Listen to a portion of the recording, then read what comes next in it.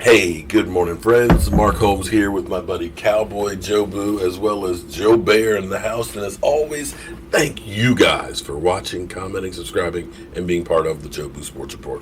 Without you guys, man, I'd just lose it without you guys. So let's get open for business here, and let's wake up the football gods. Wake up, guys. Wake up. And here we are. It is Thursday. It is the first day that teams will be able to use the franchise tag. They have until the 12th, currently, as I believe it to be, unless that changes, because they're still waiting to hear about the about the CBA. Now, technically, the franchise tag was supposed to start on Tuesday and then on the 10th, but those days got moved because of the voting for the CBA. I honestly think that it's going to pass. It seems like it's been kind of pushed in real quick and stuff. And there's two camps out there, and the NFLPA is split, but they only need a 50.000 percentage of the players to say yes, and it is the law of the land. A couple things that are interesting that have happened kind of in the last minute. The NFL said, well, we'll do away with that whole cap of the 17th game of 250,000. But you seems like you've got your Aaron Rodgers, you've got your Richard Shermans, you've got your J.J. Watts, your vested players, really on one side of it. The older guys, the guys that have had contracts, that have been in there, that are truly against this deal. The compensation is going to go from 47 to 48.5% of the gross revenue. And here's the crazy thing. I want you to think about this. That 1.5% change in the compensation is over 10 years estimated at $5 billion.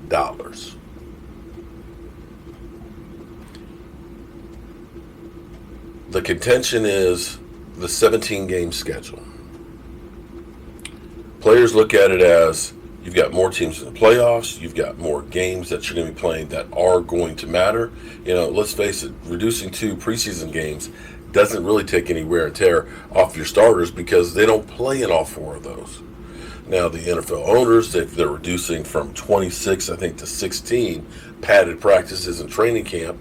But I think personally that is actually part of the problem with the NFL. You have to have skills.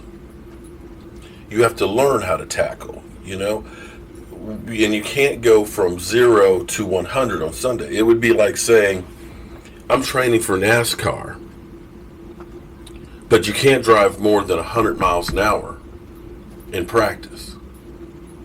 And come race day, you're driving 200. That's what we're talking about here when you don't practice. And I believe a lot of the head trauma is because guys don't understand what you do is you get your head across the body, you tackle with your shoulder, you wrap up and drive through the player. Too many times we see guys out there that are literally just trying to deliver a blow. We're just trying to knock you the F out. And they're leading with the head and they're hitting guys in the head and things. And these are things that are developed by practicing. Nobody wants to practice, but practice makes perfect. And so those are the things that are in there. And of course, the players say, hey, let's just split it down the middle, 50-50. And the owners, I think more than anything else, out of principle, don't want to do that. That they look at that and say, no, we want to have the upper hand. It's not that we're going to be broke with doing that, but that's where we're looking at. And also, too, players want to have lifetime health benefits. And I think that they should, because pre-existing conditions, playing in the football is definitely a pre-existing condition. But we'll see how that goes.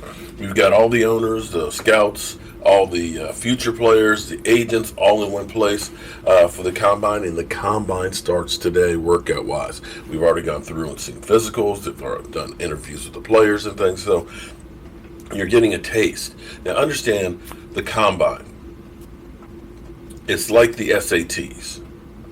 You do SAT prep. You study to the test, so that way when you have the exam, you can do as well on the test. Doesn't mean you know everything. Doesn't mean you know jack. You just know how to take the test. And so you've got guys that have been training for just the combine. And so you're going to see some guys that are going to do outstanding in the combine. But you really have to understand what the combine is a chance for you to meet the guy, get into his head, and check him out physically. You can't solely go by what a guy does at the combine. There's going to be workout warriors that all of a sudden, you got to get this guy. He's so fast. He's going to be game, and then they can't do anything. And then it's the guy that you look at like that looks like a ball boy has run out on the field and is trying out for the combine and ends up being a guy that gets 6 Super Bowls in Tom Brady. So don't get fooled necessarily by what you see and hear. Use it as a tool, but also look at what the person has done beforehand. Not every player out there is the prototypical size and strength and everything else, the immeasurables as they call it. You know, as Pat Mahomes says, you know, my small hands are doing pretty good. So use that as you may. And also, too, this is an opportunity for teams. Talk to agents. Start getting the deals done. Feel out other teams about trade possibilities, you know. Get an idea of what team is looking at what kind of players to kind of get a feel for what might happen with the draft. So it's a lot of work that's being done right now. And that's a great thing. Now, we've had already a 30-minute meeting with Dak Prescott's agent and the Cowboys, the first meeting they've had since September. So we'll see if we get this together. Now, I'm learning something here. It's amazing because when you talk about Tony Romo, you get hate. Why you bring up Tony Romo? Because you guys, some of you guys, constantly say, if we only had Tony Romo. I had somebody that actually said, if we had Tony Romo in the Green Bay Packer game in the playoffs, Tony Romo would have been slinging it all over the place. We would have had, 6 or 7 touchdown passes by Tony Romo. Okay. I'm trying to understand, and I'm not trying to belittle Tony Romo. See, somebody else told me, don't keep Kirk Cousins out your mouth. I'm like, what? It's like, listen, if you don't like what I'm serving here, there's other restaurants you can go to. But I'm putting it out there because it seems like people have selective memory. What playoff game ever gave you the indication that Tony Romo would throw 6 or 7 touchdown passes? I'm sorry, I just don't see that in the body of work. And people seem to have this narrative in their mind that Tony Romo is great and Dak is trash. So if we're saying that, if you're saying that to me, then I should go ahead and be able to counter it. That's where I put the numbers. I put the records. We also said, Tony Romo's numbers were better. Okay, so Dak Prescott's are pretty much even with this. But it's about wins. Well, Dak's about even with wins too. So if you say Tony Romo it was really good, then you're also saying that Dak Prescott's really good. The same situations, Dak has performed sometimes better than Tony Romo, and vice versa. Because you have to look back, as everybody keeps pointing to, it's a win or go home game, and the Cowboys, stunk against the Eagles. Well, that happens sometimes. Not every game is perfect. Aaron Rodgers didn't do much against the 49ers this past year, did he? We were told that, franchise quarterbacks, they always elevate the team. That's a bunch of crap. Guys have good games and bad games, okay? See, I don't want to be this guy, but you guys bring this out of me. Because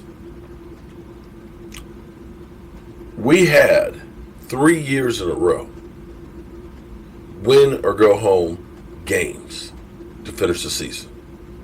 And in 2012, this is what we saw. Wouldn't it be amazing? The blitz beats them all night long, and in the final drive, they could finally solve the Rubik's Cube, and it's with the guy that is his favorite receiver.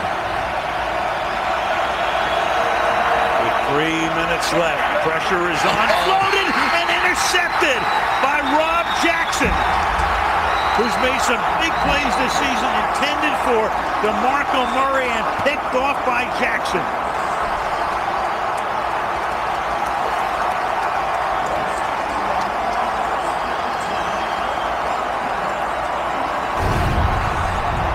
Tony Romo simply fooled. He thinks that Jackson is coming on the blitz. Perry Riley was in his face. He just got tricked. Jackson on the outside took 2 steps forward and then fell underneath that ball. And for Tony Romo, it's not over, but that's not good. Meanwhile, Griffin, who was shaken up, is back in. Tony just holding his head, and all he can hope for now is another shot. For Tony Romo, this has the makings of his worst nightmare. There's just no other way to say it. If they go in and score a touchdown and they lose the game, and his final play of this season is that pass, it will haunt him until, at the very least, his next opportunity. Well, here you go. It started horribly, and at least thus far looks like it may end horribly for Tony Romo. They tried the first one, and Ogletree obviously didn't see the hot read there. Okay, maybe. That time Jason Witten got crammed back into Romo. Short arm the throw. Pick number 2. Pick number 3. No excuse there, other than he simply got fooled, and it was the pressure, as it's been all night long, from those 2 inside linebackers that distracted Romo just enough. He simply did not see Rob Jackson after that 2 steps forward, falling back underneath. Yeah. Quarterbacks have bad games. All of them do. All of them. Pat Mahomes, Aaron Rodgers, Tom Brady, Tony Romo, Roger Staubach, Troy Aikman. Everybody has some bad games. Stop having selective memory and thinking that every quarterback, every single pass is dead on perfect, that their mechanics are always great, that they never make a mistake, because they all do. It's football.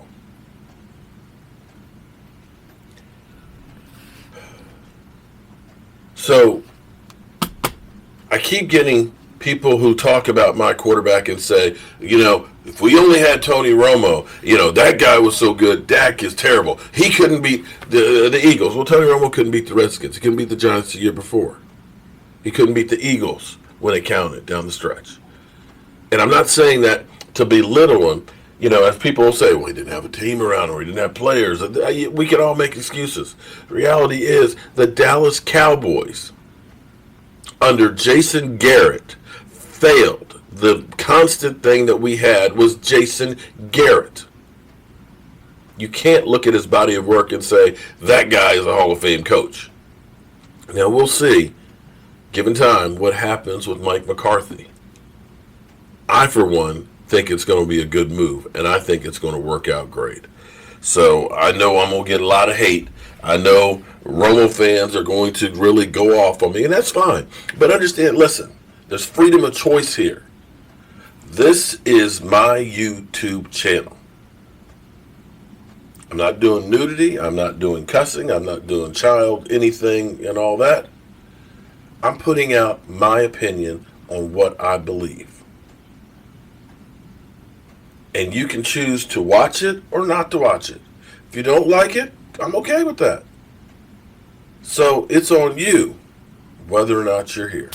I'm Mark Holmes, and I got to go take care of some business. I'll see you soon.